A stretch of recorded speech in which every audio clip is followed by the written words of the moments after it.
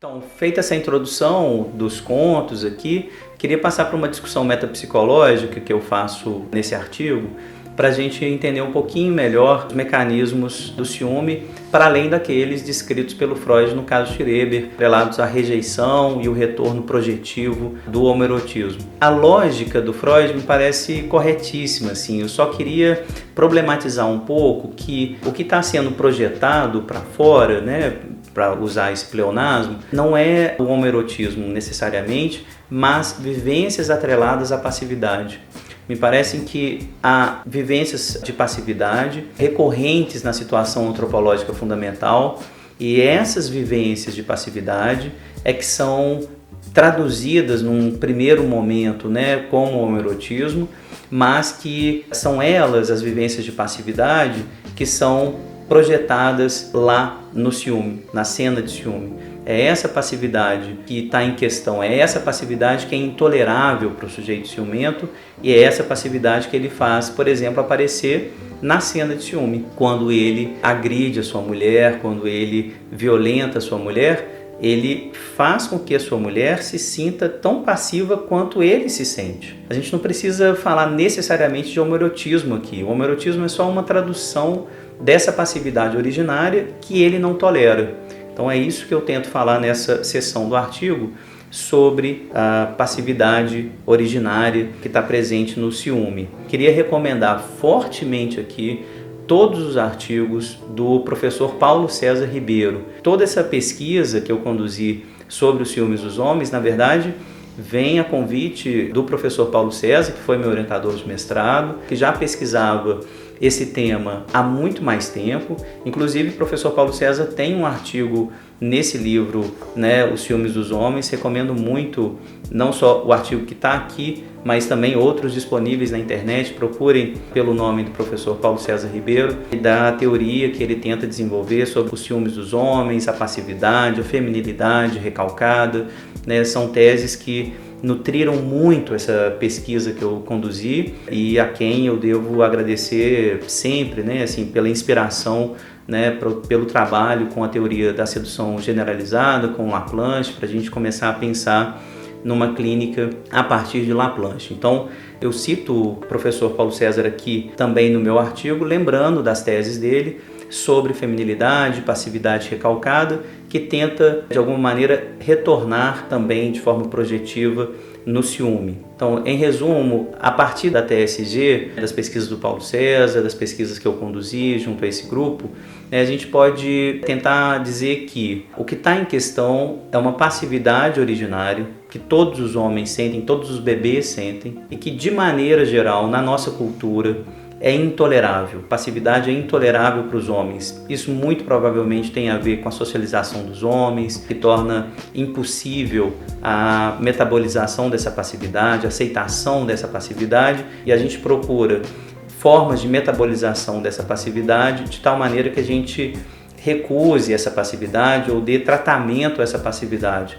Seja através dos esportes radicais, por exemplo, né, onde os nossos corpos estão apassivados a um só tempo e com plena autonomia, seja através das lutas, né, onde também a passividade vai aparecer de forma muito violenta, seja através de outras práticas que vão tentar, de alguma maneira, articular a nossa passividade, o nosso masoquismo originário. Uma dessas formas é o ciúme. A passividade vai aparecer através da fantasia. Num dos artigos que o Paulo César analisa, o filme De Olhos Bem Fechados, me parece que essa tese está construída de forma muito didática. Eu recomendo muito a leitura desse artigo, eu vou deixar o link também na descrição do vídeo. Esse filme, que está baseado num livro do Schnitzler, né, O Breve Romance de Sonho, traz exatamente a fantasia desse sujeito tomado, né, pela quase delirante fantasia de que a mulher dele pode gozar imensamente com outro homem. A lógica aqui é lembrar que esse sujeito que fantasia está presente na sua fantasia como um todo,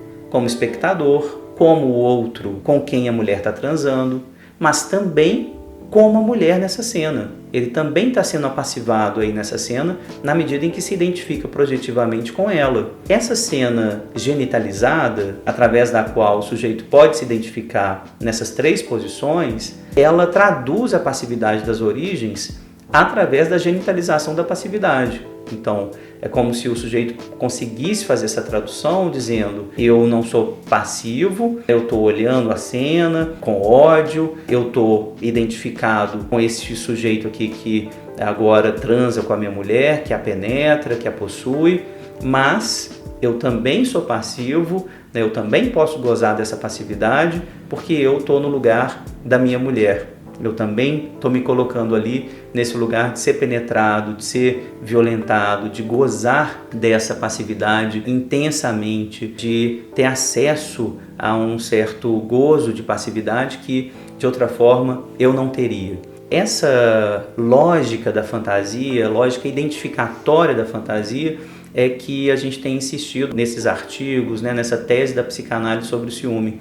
A gente não vai conseguir compreender o ciúme se a gente não admitir que há identificação projetiva dentro dessa fantasia. O homem ciumento que fantasia sua mulher é essa mulher que ele fantasia.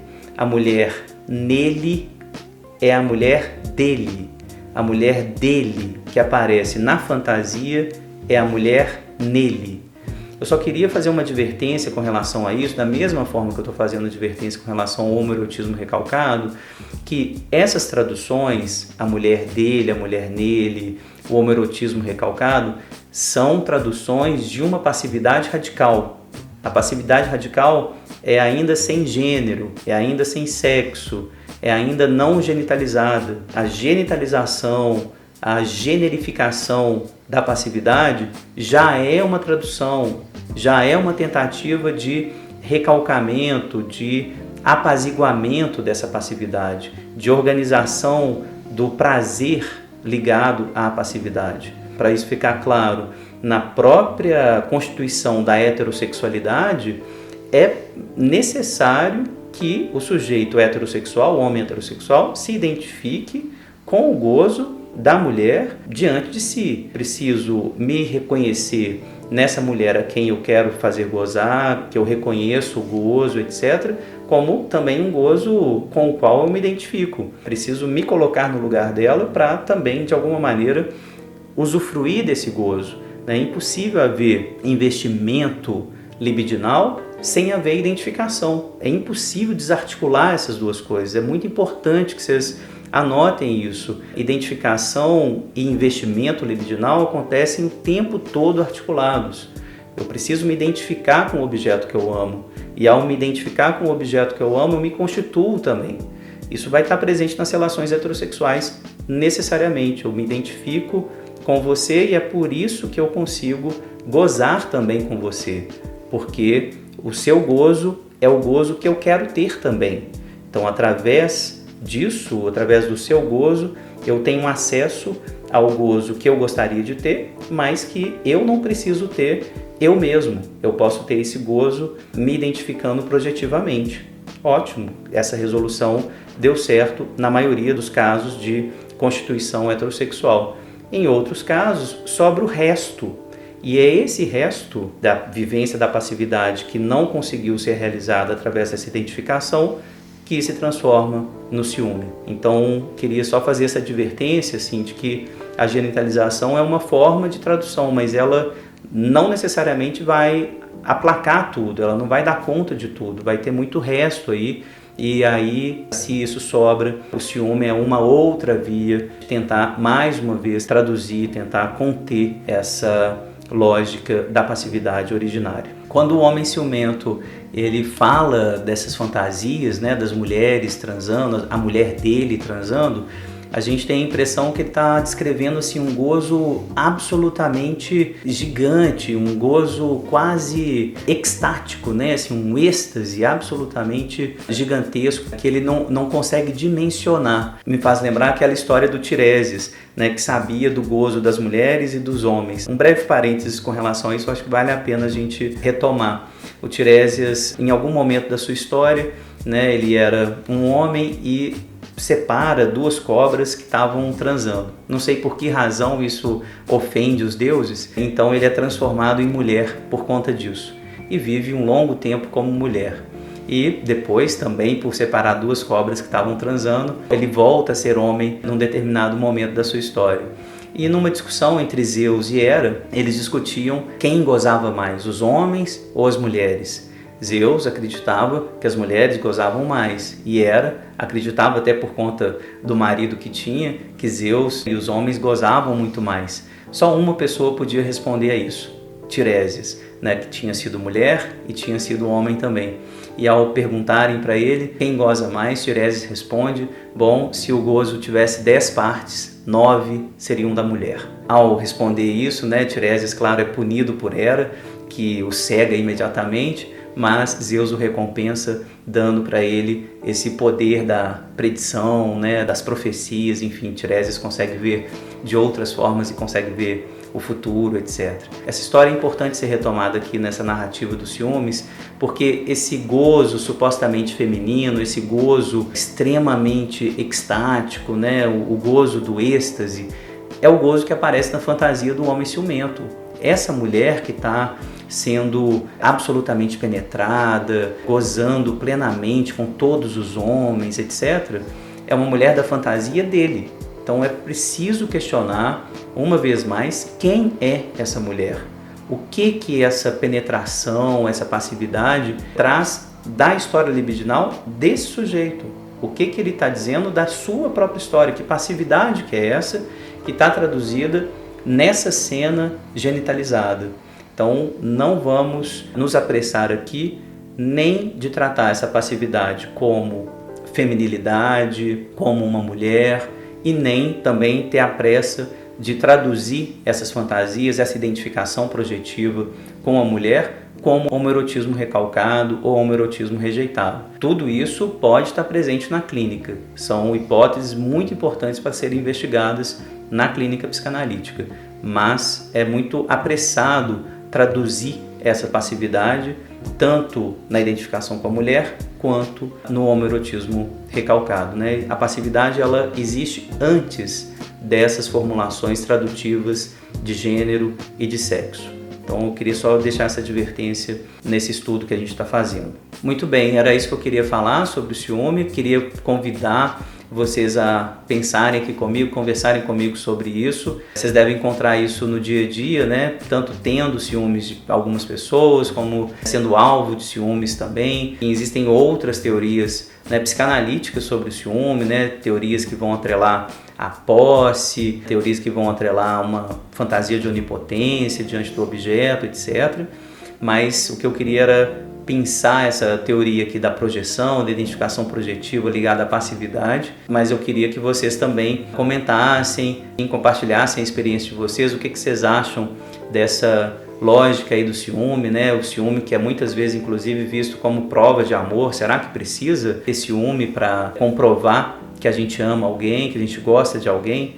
O ciúme é absolutamente indispensável, mas a ausência dele também parece incomodar bastante algumas pessoas, né? Como que isso pode ser visto também na clínica, né? Quais são as origens disso? Quase que uma exigência de ciúme como prova de amor, o que isso significa?